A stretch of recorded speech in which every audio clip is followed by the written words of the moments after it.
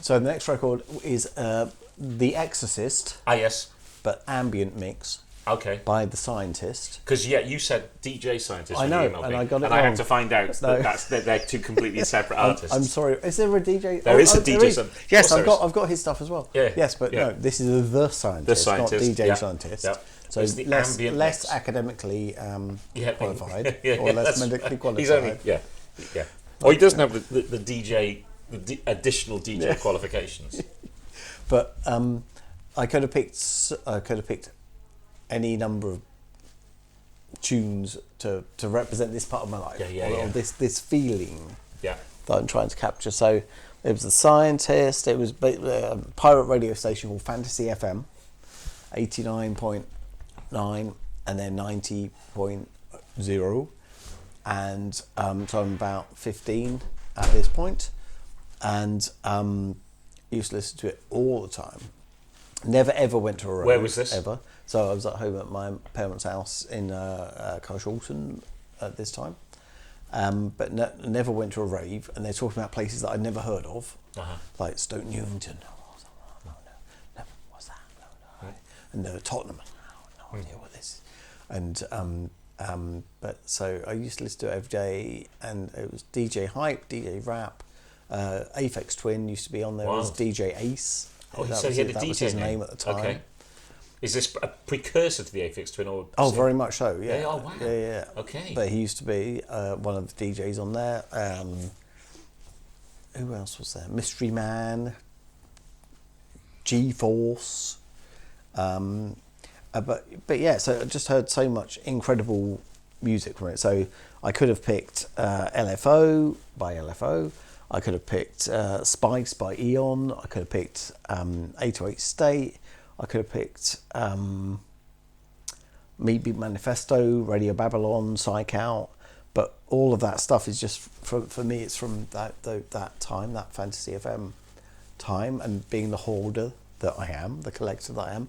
I've still got all those tapes upstairs from 35 years ago or whatever. And there's something about electronic music to me that it doesn't seem to age in a way that guitar music does or other music does. It always sounds futuristic, sounds like it's kind of, pretty much there today. I mean, obviously some things do, like The Exorcist. In the Australian whiskey. So this is, I like a synthetic cork, by the way, because a lot of corks break. I go through a lot of problems. Yes. Yeah, I have had that recently. But that won't break. Yes. So this is the. Also, I was trying to have a little. I was trying to have a sneaky drink. Just I'll just have a little bit. It was putting the boys to bed or something, and the cork went and broke. And you got a crisis on your hands. Yes. You wanted a little drink. You didn't want a crisis. You hadn't signed up for a crisis. It was a crisis. Yeah. No one wants that. No. So this is Starward Twofold Double Grain Australian Whiskey from Melbourne. It's only 40% alcohol. It's not great. It's a flavour-forward whiskey matured in Australian red wine barrels. Okay. Well, have you been to Melbourne? I have not. No. I will never go to Australia. Why? It's too far away and the spiders are too huge. So that's, mainly it's just too far away. Okay. Well, it is. There's no denying it's very far away.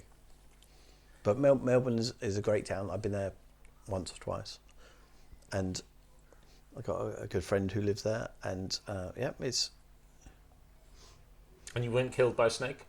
Not. Or some sort of horrible scorpion snake hybrid? No, not as far as I remember. No.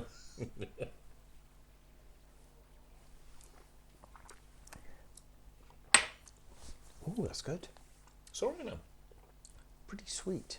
Yeah. Very kind of grapey, fruity. That's the red wine. Yeah. Right. Yeah, it's good colour. It's no age statement, so we don't know how old it is, but that colour suggests a lot of influence from the red wine casks. Yeah. And a lot of flavour for 40%. Ah. Melbourne's also a very bohemian town. Is it? A lot of it feels arty, it feels a bit grungy. Yeah. Whereas Sydney feels like it's. I haven't been to Singapore actually, but Sydney feels kind of like New York. What I imagine Singapore to be like I have been pure corporate. Yeah, I have been to Singapore. Money.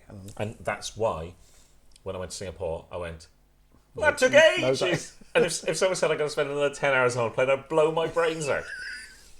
But Singapore is exactly as you'd expect. It's it's more than 20 years since I've been there. But it was anodyne and a bit soulless and without identity. It was that thing of, it's like now lots of cities, it's Starbucks, Pret-a-Manger, and you're going to go, oh, just like every other city. I've got no desire to go to Dubai or places like that. Loads of my friends do, and I can just imagine that it's just just awful. You just want to live in a mall, okay? Yeah. It's that whole we've everything we've got. We've made it out of gold now. Yeah. Would you like a gold toilet? Not really. Would you like a gold toilet? Should we have a crisp? Let's have a snack before we move on to the next record. All right. Well, what do you think? I think we should. Yeah. Okay. Crunch chips. So here we've got our crunch chips, spicy chickens, and these are ones that I have not We don't know. tried before, so we don't know. Quantity. And as you rightly said, Ash, they are Polish. Yeah. It seems. I hope they're spicy. Sometimes things that say spicy aren't actually spicy. They might. Oh, they're actual crisps. They don't look so spicy. No, they might be like. Wow. That's a fairly bland. Maybe it's got a little kick at the end. A bit at the end. Yeah, right at the end. But otherwise, it's just a plain It's chicken a roast crisp. roast chicken crisp. Yeah, it is. Yeah. It's a roast. Yeah. Which just means, but we're both back in for more immediately. Yeah. Not bad. I quite like. No, I got to say. Not bad at all. Just not as. I think it's the form factor. I was expecting something. Well, I think it's because it's probably me. You were thinking, I was thinking this is going to be a life-changing crisp moment. Yeah. No, but I have to say, if they hadn't bigged it up so much with the jazzy packet, I'd be delighted with these because they are spicy, and they are. But they're I would say a delicious spicy chicken crisp. I think that's so well fair. done. I think that's fair. Well done to the lads at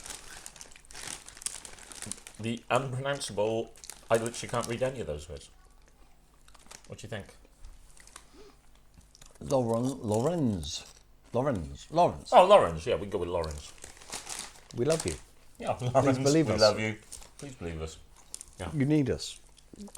And we need you too. You. We need you. Oh, on that, tell us. No cardiacs, no levitation, no Onomatopoeia Records. Right, no, let's talk about that. Kind of rules that I set myself because I thought it would be a bit too vain or too, but yeah, so I set myself the rules of saying no onomatopoeia bands. That's my record label. Like include which artists that we're not listening to tonight? So we will not be listening to William D. Drake, Stephen Evans, Barrington, The Gas Man, Hurtling, My Bus, Barrington, My Magic Brother, Craig Fortnum, and AJ Holmes. Well, yeah, Alex, yeah, AJ Holmes, yes. I don't know if that's an exhaustive They list. Came for the Stars, I saw them. Yeah. Pinhead Nation. I bought that record. Did you? I did. You're one of 9 people that bought that record. No. Did you? I did. I saw Pinhead Nation at the Bull and Gate back in the day. Right. So I think, yeah. I saw them too, and I love them so much. And I'll see Julian. Well, a birthday party in a few weeks' time. Don't know if Dave's coming, but Julian is maybe. But yeah, I think we sold 9 of those. But I'd do it again. That's showbiz. It was. I love that band, and otherwise I wouldn't have done it. No. No. And Bick, also didn't Bick mix that or produce it? Yeah, it? Bick mixed it. Tim mixed it, or engineered it, or something. Wild. But the world wasn't waiting for an unreleased Pinhead Nation album that hadn't come out for 15 years. Yeah. But I was. Me too. And so you and me both. There we go. If no one's going to do it, I'll do it. Exactly. And make sure it gets out Would there. that be? Is that close to the Onomatopoeia mission statement? Yeah, pretty Yeah. much. Yeah, Yeah. yeah. And think about it. Yesterday, I came up with this phrase called hopeless optimism, Yeah. and that's kind of yes, glorious failure is Yeah.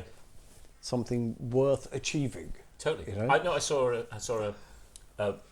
I was doom scrolling yesterday morning, a lady in nihilistic optimism t-shirt, right. Okay. and her thing was, "It's no point getting stressed out because we're all going to die." You know, you kind of go, Which is absolutely true. There's something to be said Absolutely for it. true. I say that to I say that to my boys, whether they want to do it or not. We will all die one day. Yeah. That Heat is, death of the universe. That is a fact. Yeah. That's about the only thing that I know is Yeah. absolutely true. Ah.